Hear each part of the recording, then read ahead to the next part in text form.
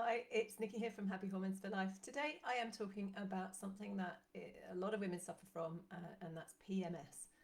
Um, and you probably are someone who either suffers from it or you know someone who suffers from it. It's that common.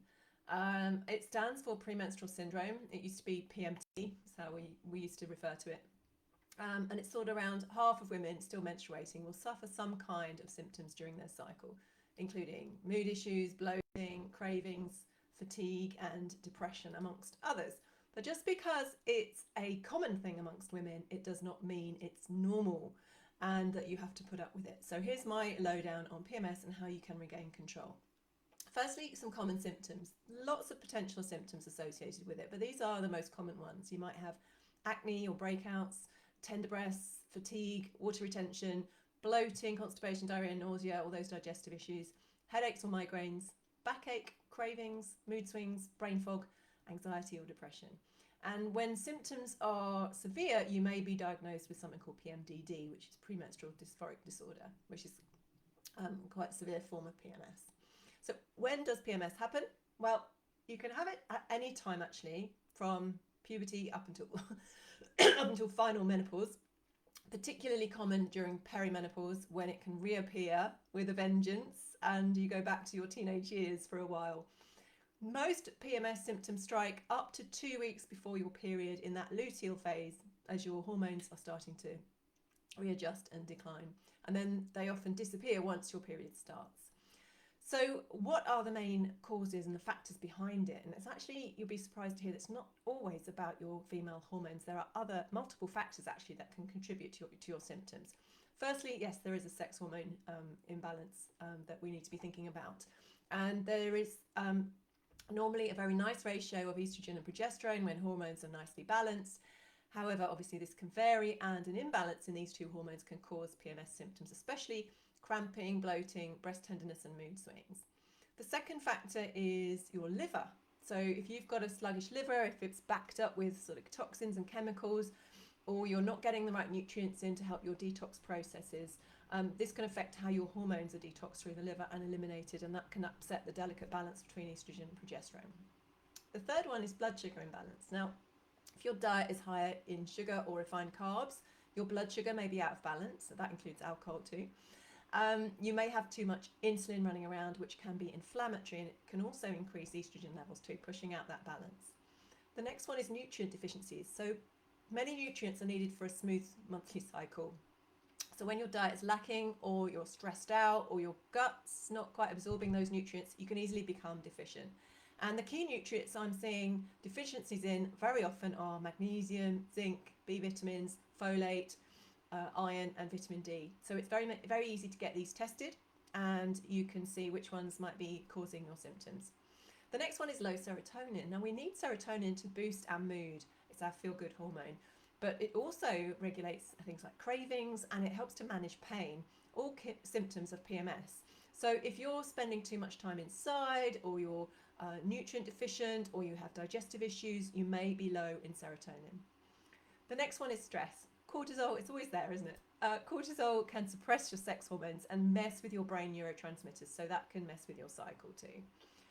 The other thing we've got to think about is your gut health. So gut disorders, gut imbalances, many of your hormones are regulated in the gut, so if your gut's not happy, your hormones may not be either. And lastly, weight. If you're overweight or obese, this can increase your chances of suffering PMS.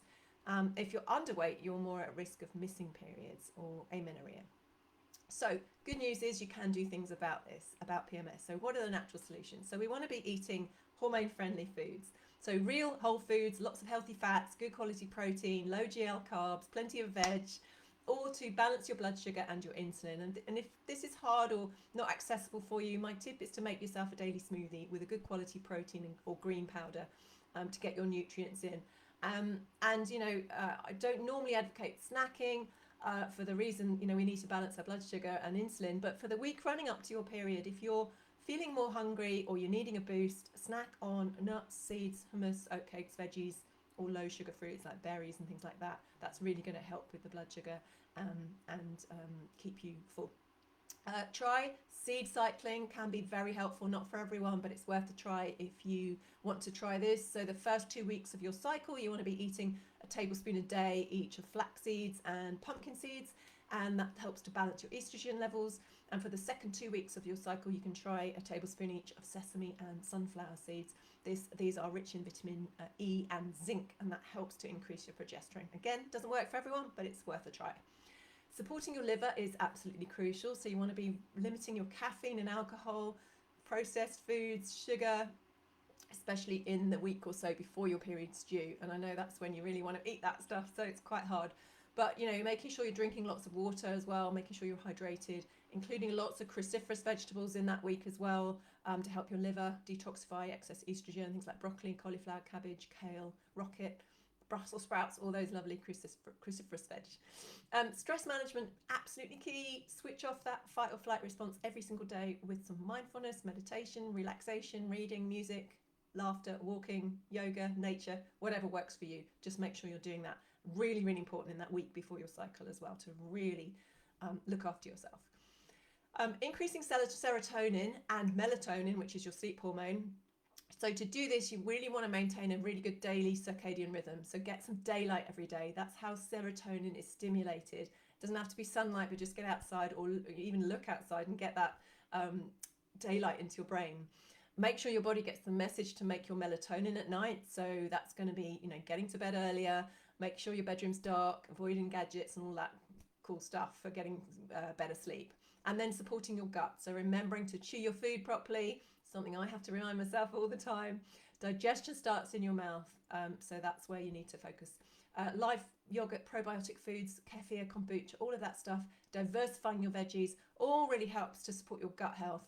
And really looking at what might be causing gut issues. If you're struggling with that, work with a practitioner who knows what they're doing. All of these things are little pieces of jigsaw. You've got to put the jigsaw together, because it's not just one thing usually. It's a mixture of all these little things. So make sure you're sort of covering all your bases.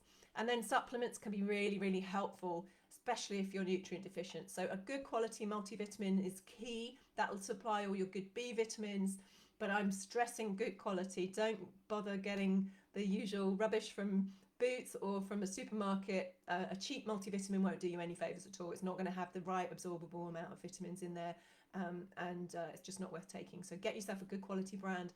I've put a link in my blog for the recommended page that all the supplement brands that we use. They're not mine, but the ones we use in clinic that are really good brands and worth investing in. Magnesium is really important, because that will help to relax the muscles, especially if you have any pain around your period time.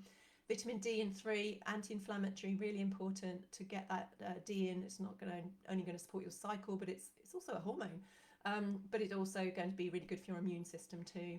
Antioxidant or liver support, so something with milk thistle in, for instance, is really nice. 5-HTP can help with that serotonin production. Obviously check with your doctor if you're on medication, because that will contraindicate with a few things. Adrenal support formula if you are stressed out, so things like lovely ashwagandha, rhodiola, L-theanine, things like that really, really help to kind of just support your adrenals while you're going through this. Omega fats are anti-inflammatory, so EPA, DHA and GLA are all the omegas for anti-inflammatory and for pain, and really supporting your hormone balance in general. And then for progesterone, it can be really helpful to take a herb called Vitex agnus castus. Again, not always going to work for everybody, but it can be really helpful for those last 2 weeks of your cycle if you're struggling to produce enough progesterone. Check out our favourite brands again. I've put the link in underneath, and as always, just do check with your doctor if you have an existing health condition or you're on any medication. And if you'd like help to resolve your PMS symptoms or work out what the root cause is, do get in touch, message me or email me through the website, and we can send you some more information on how we can help. I hope that's been helpful today. I'll see you all soon. Take care.